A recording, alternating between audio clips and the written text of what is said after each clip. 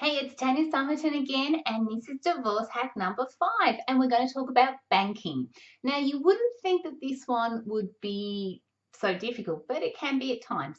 So, depending on the relationship and the length of your marriage or partnership, de facto relationship that you've had with your partner, will come down to banking. So, some couples like to have joint bank accounts, which they pay everything out of.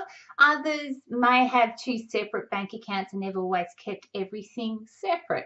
Now that's great, but if you've got a bank account and your pay is going into it and both of you have access to that bank account, it's something to consider whether you should still be paying your pay into a joint bank account. Because if you guys have decided that it's now over, it's time to really consider your future and what's the best thing for you to do.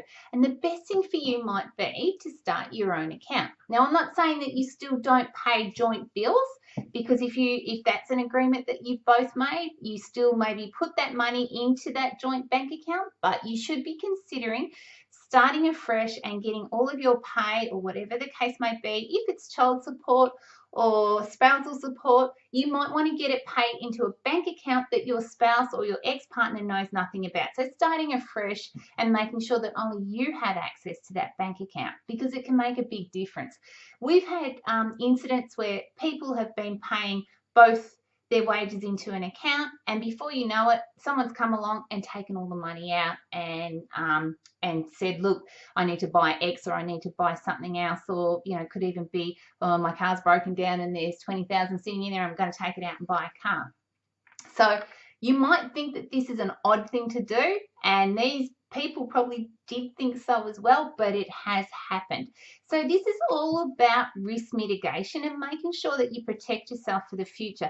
In saying that, you still want to be amicable, so you want to have a conversation with your ex about why you're doing it, and it's all along the lines of making sure that you're now independent, you're trying to stand on your own 2 feet. This is the course of action that we've decided to take, so I now need to take some action to protect myself. And to do that, I'm starting my own bank account, and it is something that I recommend for all of my clients. As I said, the proviso on this is making sure, like we spoke about in divorce hack number 1, if out of that bank account is coming things like utilities or Foxtel or Netflix or phone bill, whatever, if out of that account is coming any of those bills, you need to make sure, if you're still responsible for those bills, that there's still enough money in those accounts to pay for them until everything gets finalized. And this becomes a big issue for couples that decide not to get financially separated for, say, 3 to 4 years. And that's currently what the stats show. We really like to say to our clients, if you've made this decision and you're 100% certain that this is all over, we want to get on with the financial separation as quickly as possible to mitigate some of these issues that we're talking about right now. So this is our divorce hack number 5.